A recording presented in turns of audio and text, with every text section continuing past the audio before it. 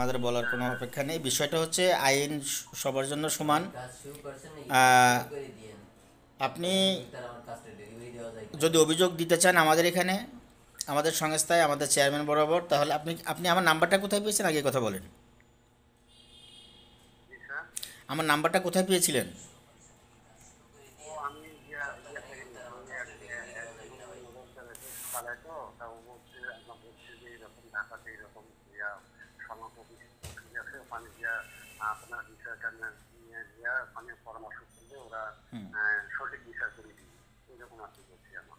বিচার করতে পারবো কি পারবো না, আপনার সমস্যা সমাধান কতটুকু করতে পারবো সেটা জানি না, আল্লাহ জানে। আমরা চেষ্টা করার মালিক, চেষ্টা করতে পারবো। তবে আমি আপনাকে প্রথমে একটা কথা বলতে চাচ্ছি, আপনি আমার কথাটা একটু মনোযোগ দিয়ে শুনবেন। আপনি কারণ নীলফামারী থেকে ঢাকায় আসবেন, আসার পরে যদি আপনি আমাদের সংস্থার কার্যক্রম, আমাদের নিয়ম কারণ যে আছে এগুলো শুনে যদি আপনি আবার করতে না পারেন, তাহলে আপনার জন্য অনেক কষ্ট না। আপনি একটু লক্ষ্য করবেন, মনোযোগ দিয়ে আমার কথাগুলো শুনবেন। আমাদের এই সংস্থা হচ্ছে মানবাধিকার সংস্থা বাংলাদেশ আইন সহায়তা কেন্দ্র ফাউন্ডেশন বাসক। আমাদের এই সংস্থাটা হচ্ছে গভর্নমেন্ট অনুমোদিত, বিকজ সরকার পরিপূর্ণ সরকারি না। তো আমাদের এই সংস্থা হচ্ছে গণপ্রজাতন্ত্রী বাংলাদেশ সরকারের পক্ষ থেকে কোনো ধরনের অনুদান আসে না, এবং আমরা বাহিরের থেকে কোনো অনুদান আমরা পাই না। তো আমাদের কাছে আপনারা যারা ভুক্তভোগী, আমাদের কাছে আমাদের কার্যক্রম দেখে আপনাদের ভালো লাগে, আপনারা ফোন করে আমাদের কাছে আসেন, তখন কেবলমাত্র আপনাদের নিজস্ব অর্থায়নে, নিজস্ব খরচে আমাদের এখানে অভিযোগ দিতে হয়, দায়ের করতে হয়। তো সেই ক্ষেত্রে আমাদের এখানে একটা অভিযোগ লিখতে হয়, 18-19টা চিঠি পাঠাতে হয়, যেমন মাননীয় ডিসি মহোদয়কে, এসপি মহোদয়কে, স্বরাষ্ট্র মন্ত্রণালয়কে, স্বরাষ্ট্র উপদেষ্টাকে, আপনাদের এলাকার যিনি চেয়ারম্যান আছেন, মেম্বার আছেন, যারা প্রতিপক্ষ আছে তাদের, এবং আপনাদের এলাকার এসপি সাহেব, সবাইকে আমরা অবগত করি আপনার বিষয়টাকে। অবগত করার পরে আমরা একটা দিন ধার্য করি, 10 দিন 15 দিন পরে আমরা ঘটনাস্থলে সরজমিনে, আমাদের সঙ্গে অ্যাডভোকেট সাহেব থাকেন, নিজস্ব অ্যাডভোকেট থাকেন, সাংবাদিক থাকেন, এবং আমরা 3 সদস্য বিশিষ্ট প্রতিনিধি থাকি, পরিচালক প্রশাসনের একটা গাড়ি নিয়ে আমরা আপনাদের ওখানে যাই। এই সম্পূর্ণ যে খরচগুলো হয়, খরচগুলো আপনাদের নিজস্ব অর্থ ব্যয় করতে হয়, বহন করতে হয়। এটা পরিপূর্ণ অফেরতযোগ্য, এবং কোনো প্রকার এটা নিয়ে কোনো মন্তব্য করা যাবে না। রাস্তায় খরচের জন্য আপনাকে এটা বহন করতে হবে।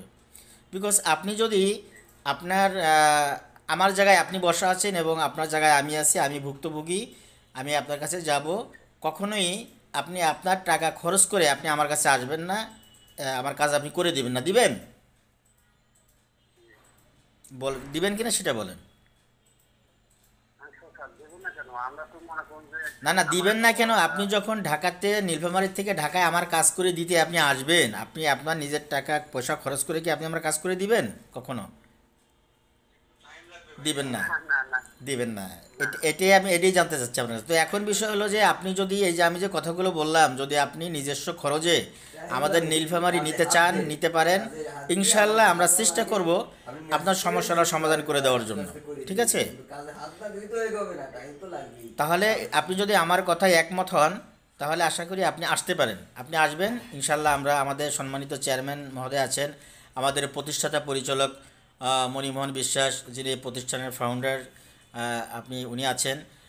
ওনার সঙ্গে এসে কথা বলেন, তারপর অভিযোগ দেন। উনি আমাদের সংস্থায় আরও অনেক পরিচালক প্রশাসন আছেন, যাকে ওনার ভালো লাগে উনি তাকে ইয়ে করে মার্ক করবেন, তিনি যাবেন। সে আমিও যেতে পারি, আরও পরিচালকরা আছেন, তারা যে কেউ যেতে পারেন। হ্যাঁ, তবে এটা হচ্ছে আমার কথা। আমার কথাটা যদি আপনার ভালো লেগে থাকে, যদি আপনি সহমত পোষণ করেন, তাহলে ইনশাল্লাহ আপনি আসবেন, এবং এই অভিযোগের জন্য কিছু খরচ আছে, খরচটা আপনি সাথে করে নিয়ে আসবেন। ঠিক আছে? স্যার কত টাকা লাগবে? নীলফামারী তো অনেক দূরের রাস্তা, তো এটা আপনি নিজেই বুঝবেন, কিন্তু আমি প্রাথমিক আপনি 1000-5,000 টাকা সাথে করে নিয়ে আসবেন। হ্যাঁ, আমাদের অফিসের ইয়ের জন্য এটা সাথে করে নিয়ে আসবেন, যাতে অভিযোগ দিয়ে যাওয়ার জন্য। আর বিস্তারিত আমরা সাক্ষাতে আপনার সঙ্গে বসে আমরা একসঙ্গে আলোচনা করব। কত খরচ একেবারে না হলে যেটা নয়, সেটা আমরা আপনার সঙ্গে আলোচনা করে নিব। ঠিক আছে? আচ্ছা আচ্ছা ঠিক আছে। ঠিক আছে।